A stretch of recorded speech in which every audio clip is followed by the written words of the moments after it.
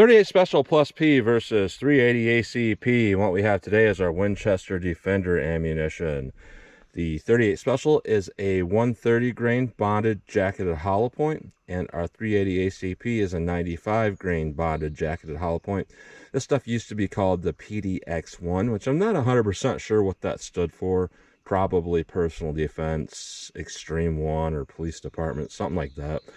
This ammunition is also basically the same ammunition as the Winchester Ranger ammunition. So to test that 38 Special, I'm going to use my 2-inch barrel Taurus 605 and 357 Magnum.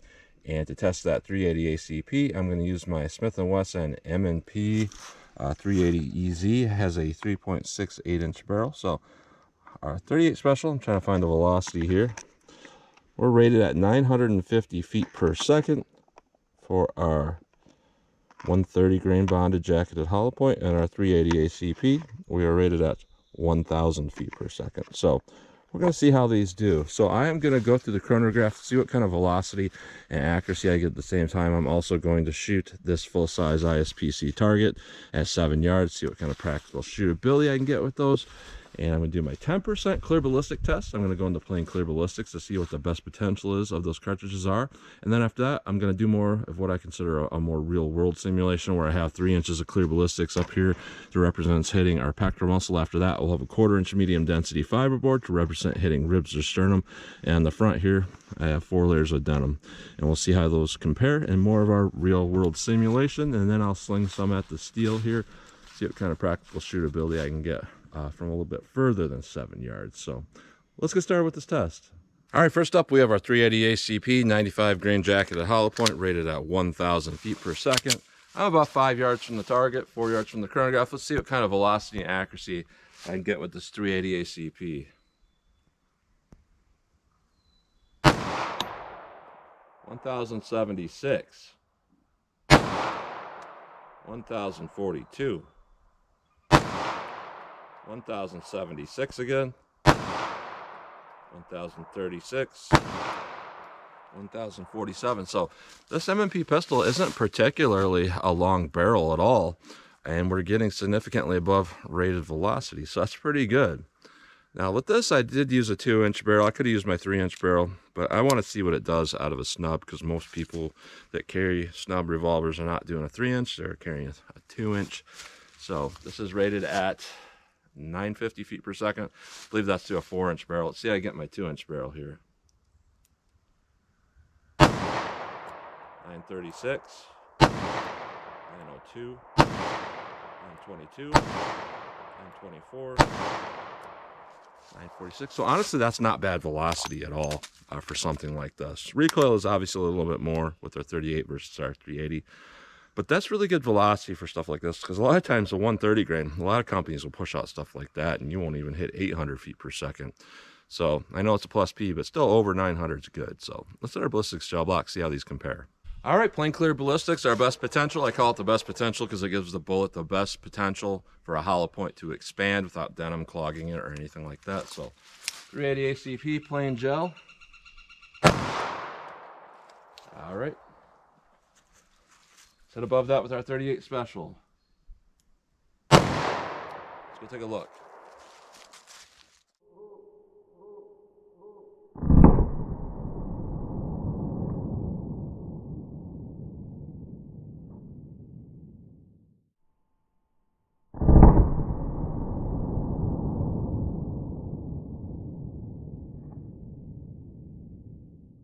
All right, I almost thought at first that something weird was going on, or I lost that 380 ACP bullet. I just have not seen such low penetration with the 380 ACP before, especially a 95 grain bullet. So looking at this first 3 inches here, you know, energy dump is good with both of those, about the same. But you know, we had a lot of energy and very little bullet mass on that 380 ACP. So even though we have massive expansion, we have a penetration of only about a 7 1/4 inches.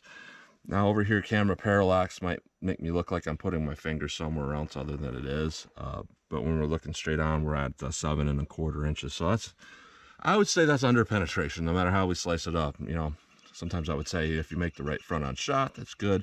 But being that in general, different ballistics gels are roughly a half representation of a human being, you're talking 3.5 inches of penetration in the body. That's questionable. You would have to make a very good shot. You know, any angles, you're not going to hit anything vital. So with our 38 Special Plus P, we have good damage along that path, an entire path. Very good. I see nothing but good performance here. And we're at about 15.25 inches of penetration. We have some good expansion. So at least through our plain gel, that 38 Special is looking fantastic. So let's put on our denim, put on our MDF. That's more of our real world simulation, and see how they compare that way. All right, 380 ACP. Now with this, we're kind of wanting to limit that expansion a little bit, and this might happen. So this still might be a good round. So 380 ACP through more of our real world simulation. All right. Let's hit above that with our 38 Special, see how this compares. Let's go take a look.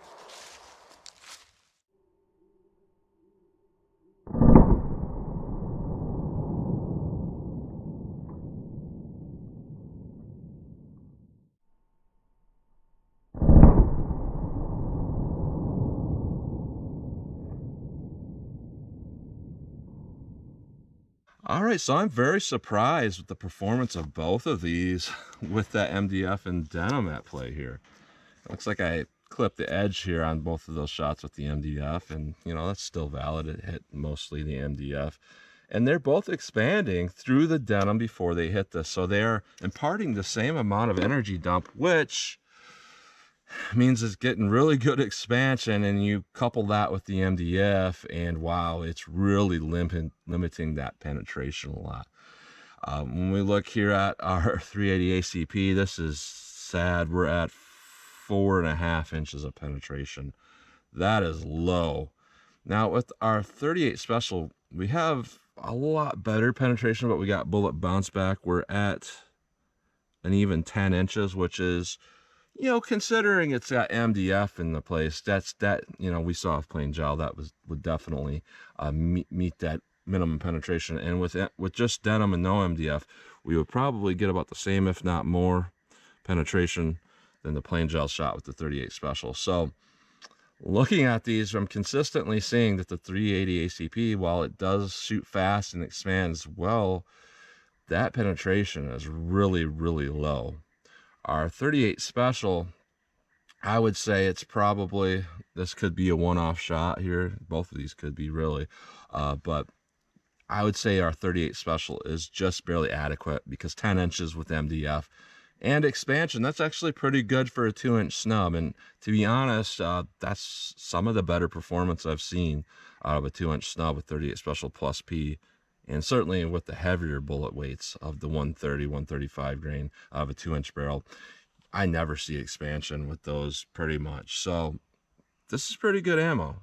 So I'm going to shoot, we're going to take a close-up look at these, and I'm going to shoot at 7 yards at my paper target, and then shoot at some steel, then just see how these compare. All right, so here's a close-up look at these bullets. Here's our 380 ACP. Here's our 38 Special. Both of these through our plain gel, our best potential shot. And we definitely have way more expansion with our 380 ACP versus our 38 Special. But you see what happens when that happens. It pancakes the thing out, because there's only 95 grains worth of material there. Our 38 Special has more material behind it, therefore it has more sectional density, just based on that base alone. Along with the fact that the bullet is a little bit less expanded, it's going to have more momentum, it's going to go in deeper. So this did fantastic as far as what I can tell through our plain gel. Interesting about this stuff, and it's kind of baffling, but at the same time it does make some sense, because these are bonded. Now when we go through our medium density fiberware with our 380, it limited that expansion a little bit, but it's pretty much just as big. So that's the reason why after hitting that harder barrier of MDF, it really slowed it down. So these are definitely fabric blind. That went right through that, no problem. Our 38 Special, almost identical to the plain gel one. So very consistent across the board here with our 38 Special. That bonded bullet did fantastic through denim, through MDF, and in plain gel. And I almost never see this. You know, generally I see a huge difference where we have a fantastic expansion in plain gel, and then through our MDF and denim, it's mangled up and a lot smaller. But this, it's almost the same. So that's a definite win when I'm looking at that 38 Special. Now this stuff, this could be pretty good if we lowered that velocity a little bit. But as it is, you know, it's not bad in a sense, because if you were to hit an attacker with that in the right spot, or even if it didn't go deep enough, that's a lot of energy dump and expansion. That's going to hurt a lot. And that sometimes accounts for stopping power. But overall, if I wanted something that would definitely stop the threat for sure, like the box says, stop the threat, this is not necessarily going to be reliable to stop a threat most of the time. So this has a little bit more reliable penetration. It's getting enough penetration in my opinion. So that's a close-up look at those bullets. All right, 7 yards from the target. I'm just going to put a couple on target, either a double tap or controlled pair. A little bit different definitions there. I think a double tap is more of just boom, boom. Controlled pair is you're hitting one and hitting another one quicker. But in the heat of the moment when I'm just trying to get shots, I don't really think about which is which. So 380 ACP. I'm just going to go from low ready, see how a couple land on target for me. I'd say that's acceptable. 38 Special plus P.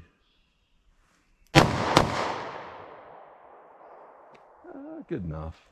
So now I'm going to do a Mozambique drill to the body, one to the head, see if I can do that with our 380 ACP. Third shot should be my last shot in this mag. Oh, safety on. And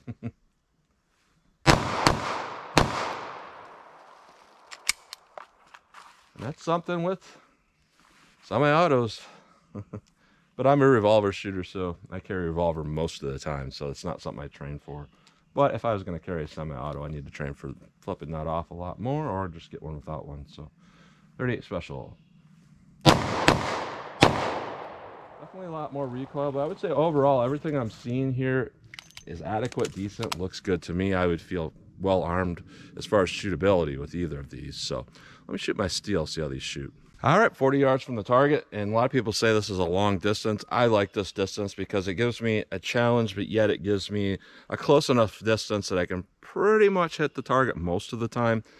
And I also think it's really good. I think any person that's legally carrying should be practicing from more distance than just 7 yards because of the Eli Dickens situation in an Indiana mall in 2022. I believe it was 12 or 15 shots he fired at a mass shooter from 40 yards and hit 10 of those shots on target. I think most people couldn't do that type of thing.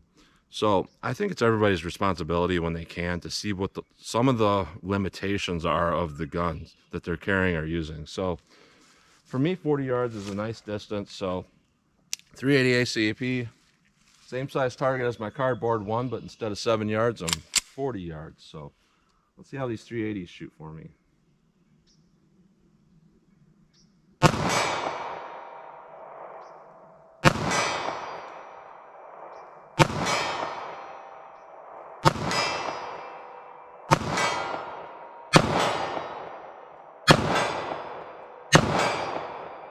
All right, not too bad. Looks like I did jerk that trigger and pull one quite a bit to the right. I almost never shoot this pistol, so I would say that's pretty good. It's a good enough excuse for me today. So 38 Special. Now this is a lot harder to control. I'm not sure where the point of impact will be with these, but I'll try my best. And it's even harder because our sights are it's just stainless, you know, I can't really see them.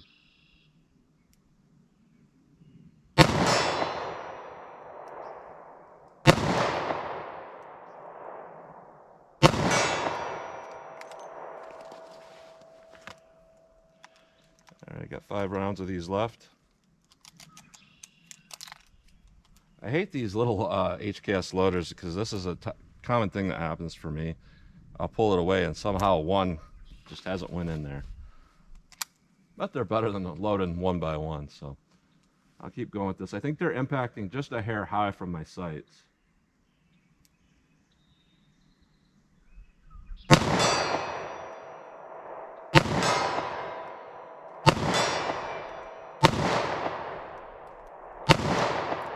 So definitely a lot harder for me to hit that target with the 38 Special. And part of that was just me firing a little bit too quickly, and the point of impact was shifting up for me. And I see that quite a bit with a little bit heavier ammo moving at sub 1,000 feet per second. You start to get a little recoil going on, and the bullet's still in the barrel when you start to get a little recoil going on. So it shoots that projectile out at a higher height. And you might not notice that 7 yards, but once it reaches like 25, 30 yards, you're up a good 5 inches or 6 inches above where those sights are. So it's something to keep in mind. So looking at this ammunition here, I'm actually pretty glad that I saw what I saw with the 38 Special. Believe it or not, my girlfriend was carrying this ammo in the form of the Ranger, the 130 grain plus P Ranger in a 2-inch snub. And I told her that's pretty good ammo. I think I tested it and was good. I look back at my footage, I never tested it in gel. I tested it years ago in water jugs, which doesn't necessarily tell me a lot. So it's kind of bad on me when this is kind of what I do now, that I said that's a good ammo and I really had not gel tested it in my current protocol. But testing it now, I'm seeing that's not bad ammo. Honestly, I would say it's one of the better 38 Special ammos I've tested. You know, the one that tests pretty good most of the time is the Critical Defense 110 grain plus P. You get expansion most of the time, but you know, you don't necessarily get a lot of penetration. This, I had decent penetration in the plain gel. Now the MDF did limit that a lot. But what I like about 130 grains is, you know, they're going to have more momentum. They'll go through auto glass a little bit better and keep going in a straight line versus some of the lighter stuff. And these are bonded jacketed hollow points, so you're not going to lose that jacket. It's going to retain a lot of momentum and mass if it hits something hard. And it looks like we got good expansion. Shootability was on par with other 38 Special plus P loads. Now through a lighter alloy frame, I would say it gets up there a little bit much, because it felt okay in my steel 20-ounce Taurus here, but I could see, you know, 13, 14-ounce revolver, it's a little bit snappy, it would be. Now, our 380 ACP, it shot so fantastic. Our velocity was fantastic. Everything about it was really good, except the terminal ballistic performance. I really wish that terminal ballistic performance was better. And to be honest here, what they need to do is lower that velocity. I want to say that, but at the same time, I don't. Out of this particular pistol, 3.6 inch barrel, a little bit more than that. I think it is 3.6, almost 3.7. I think our velocity was just a little bit too much.